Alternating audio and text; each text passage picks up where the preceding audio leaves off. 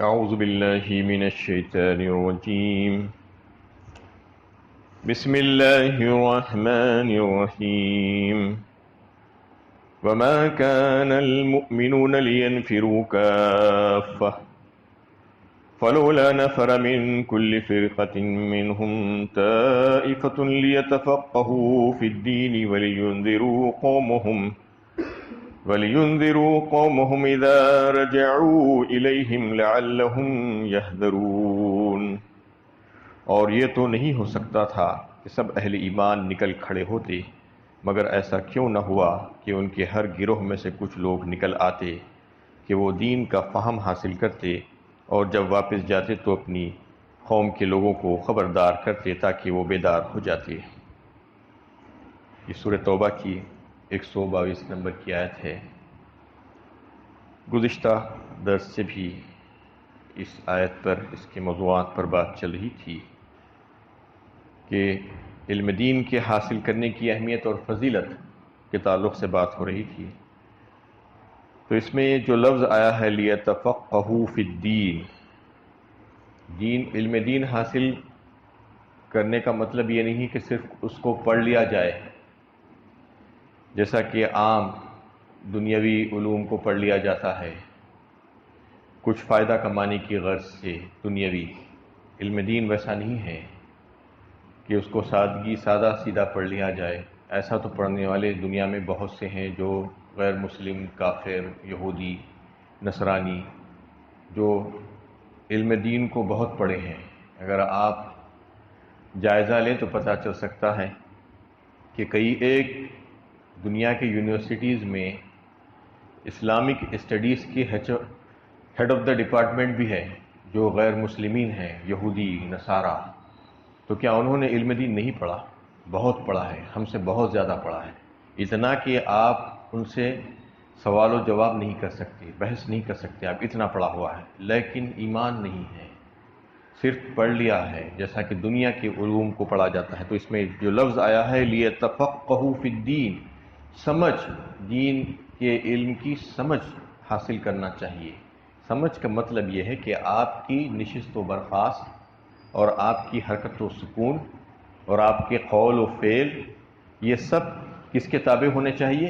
کہ میرا حساب کتاب ہونا ہے آخرت میں ان تمام چیزوں کا، جو بھی میں کہہ رہا ہوں، جو کر رہا ہوں، اور میری ایک ایک حرکت اور میرا ایک ایک سکون، اس سب کا حساب ہے میرے رب کے پاس. یہ سمجھنا چاہیے.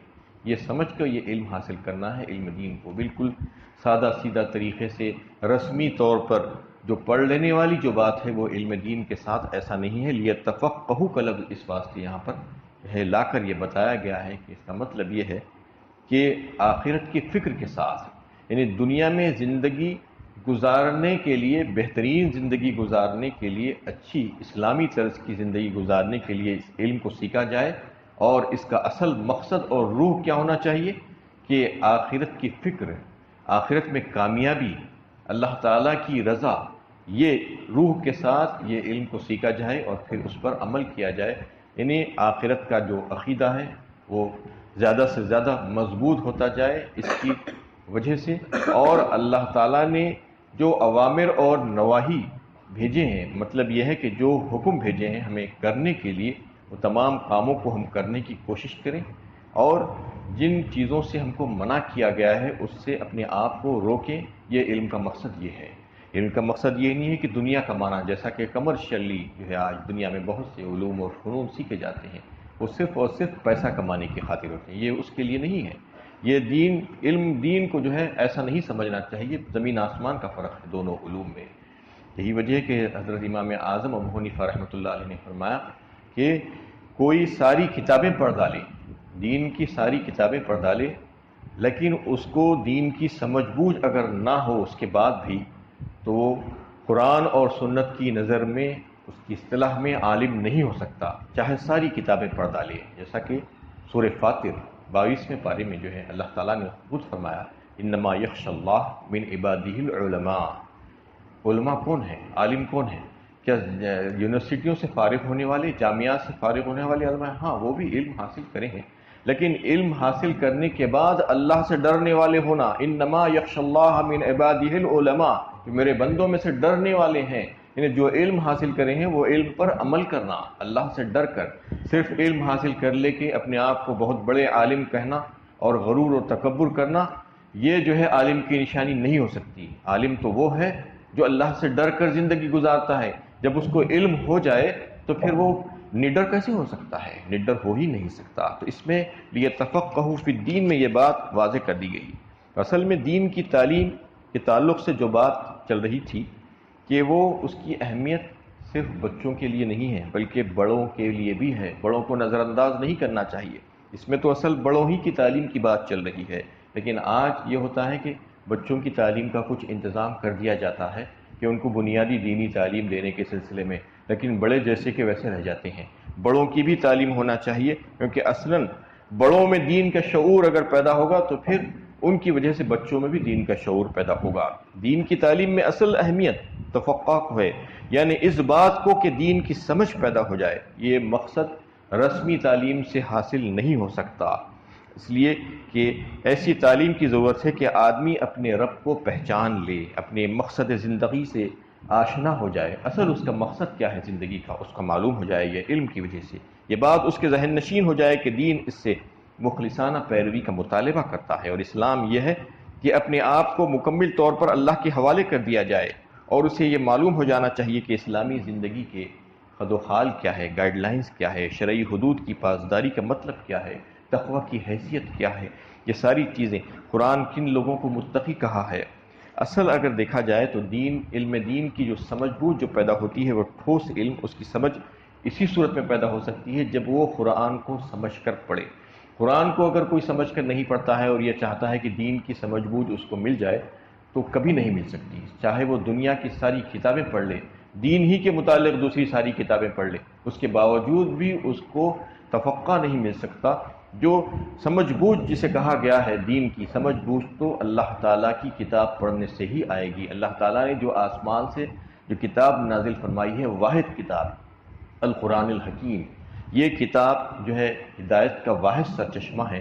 اس کو اگر کوئی چھوڑ دیتا ہے اور چھوڑ کر یہ چاہتا ہے کہ میں علم دین حاصل کروں، چاہے ہزاروں کتابیں پڑھ لوں، لیکن وہ جو ہے برکت اس کو مل نہیں سکتی اور وہ سمجھ بوجھ اس کے اندر پیدا ہو ہی نہیں سکتی۔ تعلیم و تربیت کا اصل مقصد لوگوں کو غیر اسلامی زندگی کے نتائج، جو برے نتائج ہے، اس سے آگاہ کرنا ہے، تاکہ آخرت کی جواب دہی کا ان میں احساس پیدا ہو جائے۔ آخرت کی فکر ہونا چاہیے۔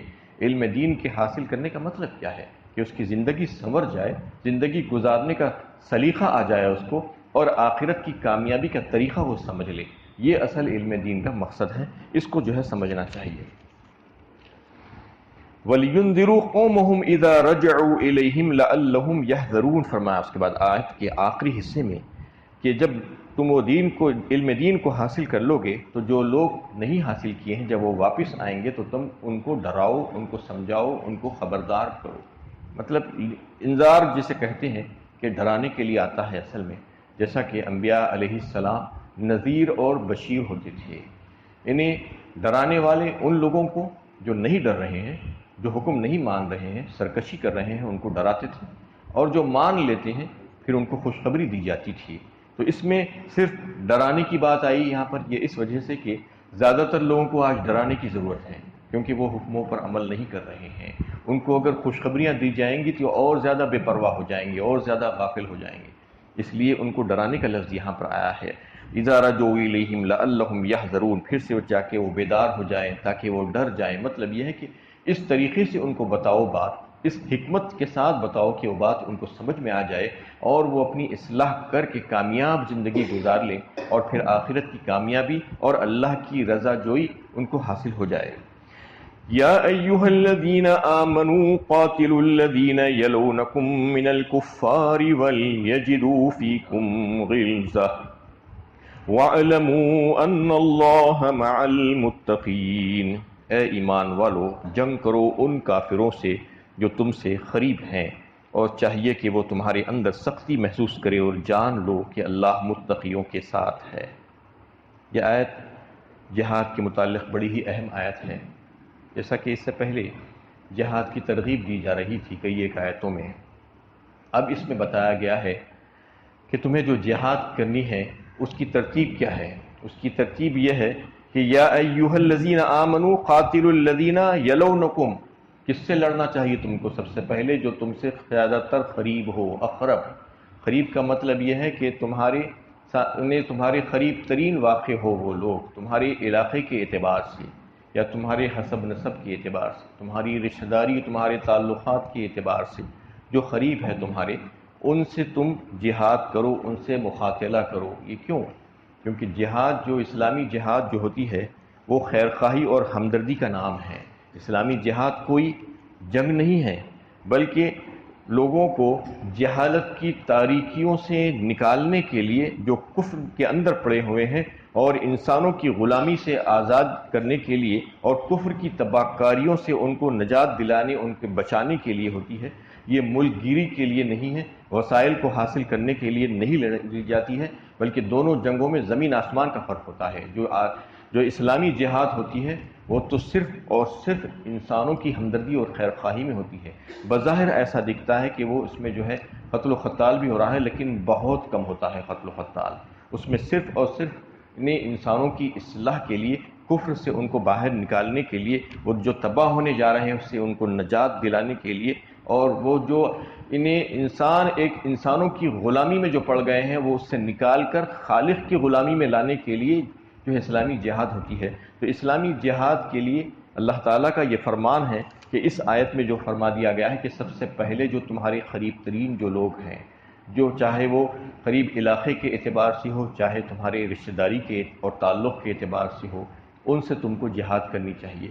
ایسا ہی حکم جو ہے دیگر سارے کاموں میں بھی آیا ہے کہ آپ کے جو قریبی لوگ ہیں وہ زیادہ جو ہے اس بات کے حقدار ہیں، مقدم ہونے چاہیے کہ ان کو فائدہ پہنچایا جائے. کیونکہ اسلامی جہاد سے انسان کو بظاہر تو فائدہ نہیں نظر آتا عام طور پر، لیکن اصل میں اس کو فائدہ ہے اس سے. تو اصل فائدہ اور ہمدردی اور خیرخواہی پہلے اپنے لوگوں سے شروع ہونی چاہیے. یہی وجہ تھی آپ صلی اللہ علیہ وسلم کو جو حکم دیا گیا تھا دعوت و تبلیغ کا، تو وَأَنذِرْ عَشِيرَتَكَ الْأَقْرَبِينَ فرمایا گیا تھا سورہ شعراء 19ویں پارے میں. جو حکم دیا گیا کہ آپ ڈرائیے ان لوگوں کو جو آپ کے قریب ترین رشتہ دار ہیں. تو آپ اس حکم کی تعمیل میں آپ صلی اللہ علیہ وسلم نے سارے اپنے اعزاء و اقربا و قریبی رشتہ داروں کو بلایا اور کلمہ حق ان کے سامنے پیش کیا. اور اس کے بعد پھر آپ صلی اللہ علیہ وسلم کا جو طریقہ کار رہا وہ یہ کہ مدینہ طیبہ میں جانے کے بعد مدینہ طیبہ کے آس پاس اور اطراف کے جو لوگ تھے جنہوں نے حکم کو نہیں مانا تھا، تو پھر ان سے آپ صلی اللہ علیہ وسلم نے قتال کیا، ان کو سزا دی، اور اس کی وجہ سے بہت سے لوگوں کی اصلاح ہوئی. جیسا کہ یہودیوں کے کئی ایک قبیلے تھے جو مدینہ کے اطراف اکناف جو بسنے والے تھے، جیسے قبیلے بنو نذیر، بنو قریظہ اور اہل خیبر.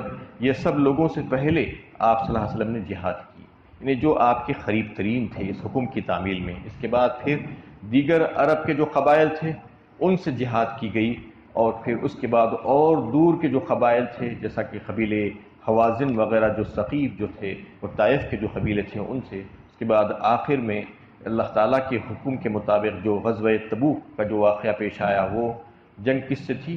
رومیوں سے تھی. رومی جو عیسائی تھے ان سے جنگ ہوئی. اور پھر نبی صلی اللہ علیہ وسلم نے اپنی وفات سے چند روز قبل ہی اسامہ بن زید جو زید بن حارثہ کے بیٹے تھے ان کی قیادت میں لشکر رومیوں کے مقابلے میں بھیجا جو شام کی طرف روانہ کیا تھا. وہ اسی ارشاد الہی کی تعمیل تھی، اور بعد میں یرموک وغیرہ کے جو معرکے پیش آئے وہ بھی اسی حکم کی تعمیل میں تھے. اس میں بتانا یہ مقصود ہے کہ جنگ جو کی جائے گی وہ پہلے قریبی لوگوں سے کرنا چاہیے، اور قریبی آپ کے جو رشتہ دار ہیں جو کسی بھی لحاظ سے آپ کے قریب ہیں تو ان سے پہلے جو ہے ان کو اسلامی جہاد کے ذریعے سے قائل کر دیا جائے. جہاد سے متعلق یہ بالکل آخری حکم ہے جو مسلمانوں کو دیا گیا ہے، کیونکہ یہ صورت بالکل آخری دور کی نازل شدہ صورتوں میں سے ایک صورت ہے. سن 8 ہجری اور 9 ہجری میں جو ہے صورت نازل ہوئی. فتح مکہ کے بعد اس کے کئی ایک جو ہے آیتیں نازل ہوئی، اور پھر غزوہ تبوک سے واپسی کے موقع پر جو 9 ہجری میں واقع ہوا تھا اس میں جو ہے اس کا ایک بڑا حصہ نازل ہوا. تو بالکل آپ صلی اللہ علیہ وسلم کی زندگی کے آخری ایام جو چل رہے تھے اس کی نازل شدہ بڑی صورتوں میں سے سب سے بڑی صورت اور آخری صورت یہی ہے، اور اس میں جتنے بھی احکامات آئے ہیں بالکل فائنل اور آخری احکامات ہیں۔ تو جہاد کے متعلق یہ آخری حکم ہے جو مسلمانوں کو دیا گیا ہے، اور اس سے یہ بات ذہن نشین کرانی مقصود ہے کہ اگرچہ کہ عرب پر اسلام کا اقتدار اس وقت قائم ہو چکا تھا، لیکن اس سے امت مسلمہ کی ذمہ داریاں ختم نہیں ہوئی۔ وہ جو مقصد کے لیے برپا کی گئی تھی اس کا تقاضا یہ ہے کہ جہاد کا سلسلہ آئندہ بھی جاری رہے اور بتدریج اسلام کا دائرہ وسیع ہوتا چلا جائے اور وہ ایک غالب طاقت بن جائے۔ یہ اصل مقصد تھا، یہ نہیں کہ جہاد ختم ہو گئی ہے اب جہاد نہیں ہونے والی، ایسا نہیں۔ اس آیت میں یہ بتایا گیا کہ جہاد تو چلتی رہے گی، قیامت تک چلتی رہے گی، یہ حق و باطل کی جو کشمکش ہے اس کے ساتھ چلتی رہے گی، اور یہ اقدامی جنگ ہے، یہ سمجھ لینا چاہیے، دفاعی جنگ نہیں ہے۔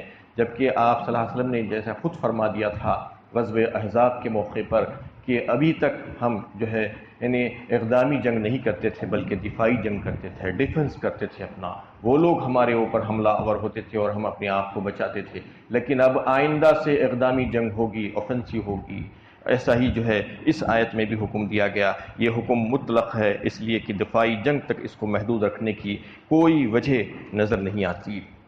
اس حکم میں کافروں کے مسلمانوں پر زیادتی کرنے اور ملک پر جارحانہ حملہ کرنے کا کہیں ذکر نہیں ہے۔ یہ ان احکام کی طرح نہیں ہے جو مدینہ میں اسلامی ریاست کے قیام کے ابتدائی مرحلے میں سے تعلق رکھتے ہیں، جیسا کہ جب ابتدائی طور پر اسلامی جہاد کا حکم دیا گیا تھا تو اس وقت نرم احکامات تھے۔ اذن للذین یقاتلون بانہم ظلموا کہا گیا تھا سورہ حج 17ویں پارے میں، انہیں اجازت دی گئی ہے تم کو ان لوگوں سے لڑنے کی جو تم پر ظلم کیے ہیں۔ تو وہاں سے جو بات شروع ہوئی تھی تو اس وقت ڈیفینسو جہاد ہوتی تھی، اقدامی جنگ نہیں ہوتی تھی، بلکہ جو ہے اپنے آپ کو بچانے کے لیے جو جنگیں لڑی جاتی تھی۔ اس کے بعد جو احکامات آنا شروع ہوئے، یہ بالکل آخری حکم جو آیا جہاد کے تعلق سے تو یہ اقدامی جنگ کے تعلق سے تھا۔ بعض لوگ جو آج اسلام کے بین الاقوامی تعلقات اور اسلام میں جہاد کے احکام پر بحث کرتے ہیں، نیز بعض وہ جو جہاد کے متعلق آیات قرآنی کی تفسیر سے انہیں تعارض کرنا چاہتے ہیں،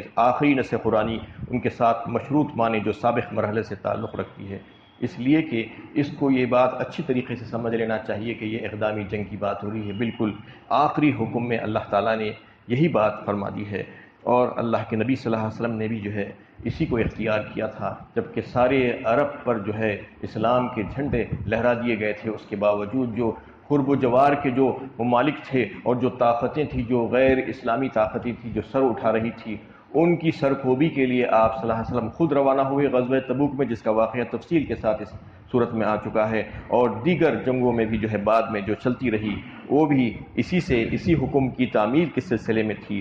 اور پھر فرما دیا گیا کہ وہ کافر جان لیں اس کے بعد، یعنی وَلْيَجِدُ فِيكُمْ غِلْظَةً فرمایا کہ سختی محسوس کریں، تمہارے اندر نرمی محسوس نہ کریں، یعنی وہ جان لیں کہ تم کافروں پر سخت ہو اور باطل کے آگے جھکنے والے نہیں ہو، ان کے معاملے میں تمہارے اندر ڈھیلا پن نہیں ہونا چاہیے، بلکہ وہ محسوس کریں کہ شدت بھی ہے تمہارے پاس، وہ تم کو نرم چارہ سمجھ کر کھانے کی کوشش نہ کریں، بلکہ تمہارے اندر ایسی پختگی اور صلابت ہونی چاہیے کہ انہیں اندازہ ہو جائے کہ یہ لوہے کے چنے ہیں، اس کو آسانی سے چبایا نہیں جا سکتا۔